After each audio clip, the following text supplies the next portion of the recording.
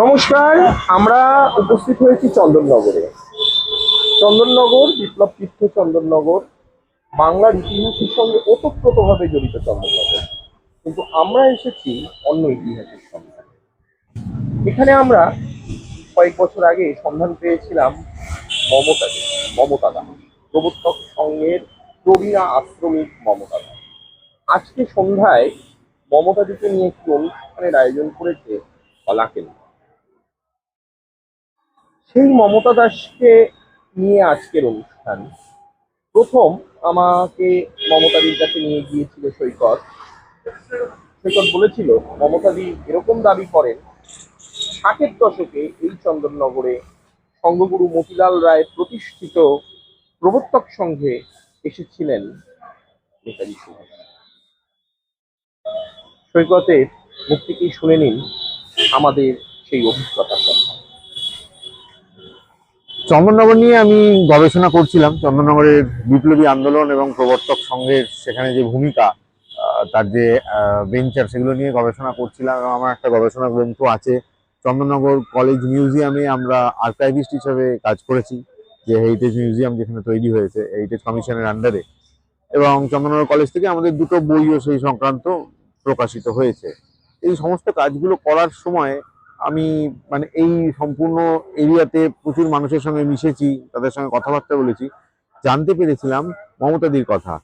এবং মমতাদির সঙ্গে প্রথম যখন সাক্ষাৎ, যেটা জেনেছিলাম যে বেশিরভাগ মানুষই তাকে অবিশ্বাস করেন, কিন্তু তিনি এমন এমন কিছু কথা বলেছিলেন, যেহেতু আমি চন্দননগর নিয়ে কাজ করেছি, আমি বুঝতে পারছিলাম যে উনি ভুল কথা বলছেন না।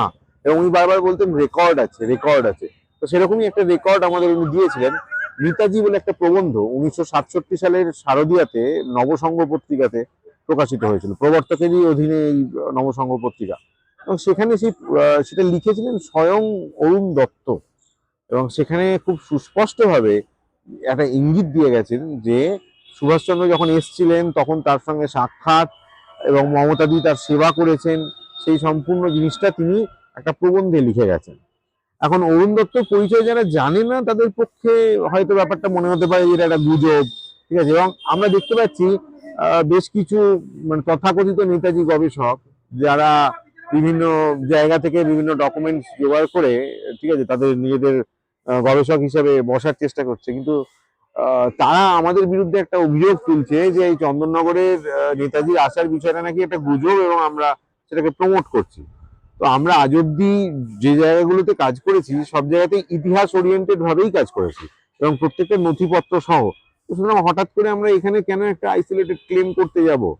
এবং প্রত্যেকটা ডকুমেন্টস আমাদের কাছে আছে। অরুণ দত্ত কি, তার পরিচয়টা তারা জানে না, তার কারণ তারা তারা নেতাজি গবেষক এই ট্যাগটা পেতে তারা যতটা উৎসুক, ভারতবর্ষের স্বাধীনতা সংগ্রামের ইতিহাস নিয়ে তারা উৎসুক নয়। আমাদের কাছে নেতাজি যেরকম ইম্পর্টেন্ট, ভারতের স্বাধীনতা সংগ্রামও ঠিক সেরকমই ইম্পর্টেন্ট।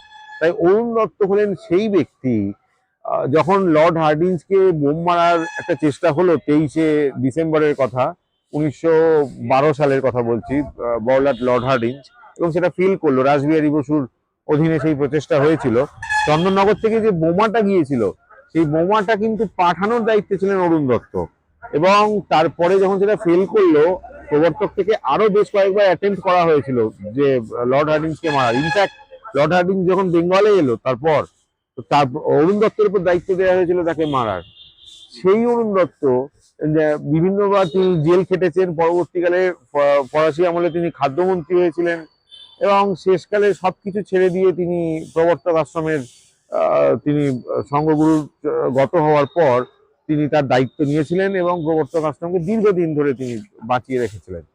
তো সেই অরুণ দত্ত নিজে যখন 67 সালে বলছেন যে আগে যখন 30-এর দশকে সুভাষবাবু আসছেন, সেই সুভাষবাবু আবার ফেরত এসছেন 1967 সালে, এবং উনি চন্দননগরে থাকার চেষ্টা করছেন, তাকে অস্বীকার করার কোনো কারণ তো আমি দেখতে পাই না। আর যারা বলছেন এই কথাগুলো আমাদের বিরুদ্ধে, তারা চন্দননগরের ইতিহাস নিয়ে কতটুকু জানেন?